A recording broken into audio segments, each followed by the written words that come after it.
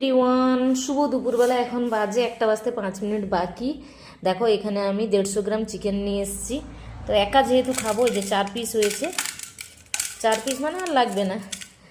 তো যাই হোক, আর এখানে চিকেনের থেকে আলু বেশি, 6 পিস আলু দিয়েছি, কারণ আলু খেতে আমি দারুণ ভালোবাসি। এখানে আদা রসুন আমি গ্রেট করে নিয়েছি, কাঁচা লঙ্কা, আলু, পেঁয়াজ, টমেটো, আর এই বেগুনটা আমি ভাজা করব। আর শুকনো মশলা আছে, তো একদম একসাথে আমি ম্যারিনেট করে তারপরে রান্না করব। তো চলো, একদম ফাইনাল রান্না হয়ে গেলে তোমাদের সাথে শেয়ার করব। হ্যালো এভরিওয়ান, দেখো তারপরে আমি এখানে পেঁয়াজটাকে কিন্তু একটু লাল লাল করে ভেজে নিচ্ছি, বেরেস্তার মতো করে। আর আমি রান্না করছি এখানে জামবাটিতে। তো আর এখানে মাংসটা আমি ম্যারিনেট করে রেখেছি, এই যে। আর আলুটাও ভেজে রেখেছি হালকা, বেগুনটা তো ভাজা করব, যখন দুপুরে খাবো তখন দেখাবো তোমাদের সাথে আর কি তরকারি আছে তখন। এখন এই পেঁয়াজটা ভালো করে লাল লাল করে ভেজে নেব। লাল লাল করে ভেজে নিলে খেতে ভালো লাগে।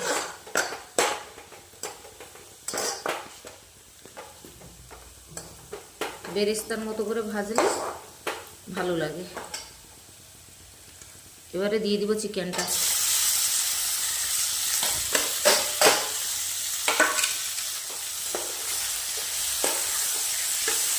ভাজা ভাজা করে নেবো। এখানেও মশলা মাখিয়েছিলাম আমি, আদা রসুন, তেল, পেঁয়াজ, টমেটো। লেবু থাকলে ভালো হতো, লেবু নেই আমার কাছে, সেই কারণে। আর পিসগুলোও বড় বড়, 4 পিস হয়েছে, কিন্তু বড় বড় মাংস। আমি এই পর্যায়ে কিন্তু আলুটাও ফেলে দেবো। কেন বলো তো? আলুটা সেদ্ধ হবে না, যেহেতু আমি শুকনো শুকনো করবো, কষা কষা। তো মাংস সেদ্ধ হবে, আলুটাও সেদ্ধ হয়ে যাবে। ভাজা করে নিয়েছি আলুটা, তাও দিয়ে দিলাম, একটু গলে গেলে ভালো লাগে আলু। আর এটা হাফ কষানো হয়ে গেলে আমি টমেটোটা দেব। তোমরা কি গন্ধ কেউ পাচ্ছ বন্ধুরা? তোমরা তো পাবে না, আমি গন্ধ পাচ্ছি, সেই জাস্ট ওয়াও। আর এরকম জামবাটিতে কারা কারা রান্না করো অবশ্যই কমেন্ট করে জানাবে কিন্তু।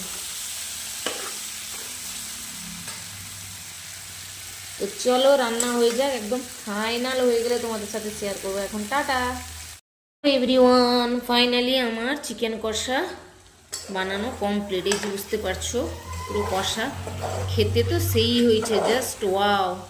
তেল ছেড়ে দিয়েছে, বুঝতেই পারছো। গ্রেভিটা দেখো, এটা বেশি টমেটো আর পেঁয়াজ দিয়েই গ্রেভিটা হয়েছে। রসুন, টমেটো, পেঁয়াজ, আদার পরিমাণ একটু, কারণ আদা সবসময় কমই দিতে হয়। এই যে এইরকমই শুকনো থাকবে। তো যাদের যাদের লোভ লাগছে অবশ্যই কমেন্ট করে জানাবে। তোমরা যখন লোভ দেবে তখন আমার খাওয়া হয়ে যাবে বন্ধুরা। তো চিকেন কষাটা দেখতে কেমন হয়েছে অবশ্যই কিন্তু তোমরা কমেন্ট করে জানাবে। জাস্ট ওয়াও, গ্রেভিটা দেখেই বুঝতে পারছো। আর আমি এখানে কিন্তু বেগুন ভাজা করে নিয়েছি, এই যে বেগুন ভাজা। তো আমার রান্নার পাত্রগুলো দেখেছে, একটা জামবাটিতে রান্না করছি, এটা আমার কড়াই। আর এটা হচ্ছে আমার কি বলে, যেটাতে ভাজা টাজা করা হয়, তাওয়া। এই যে দেখো, মানে হাঁড়ির খোল। যাই হোক, চলো একদম ফাইনাল খাওয়ার সময় তোমাদের সাথে শেয়ার করব। টাটা।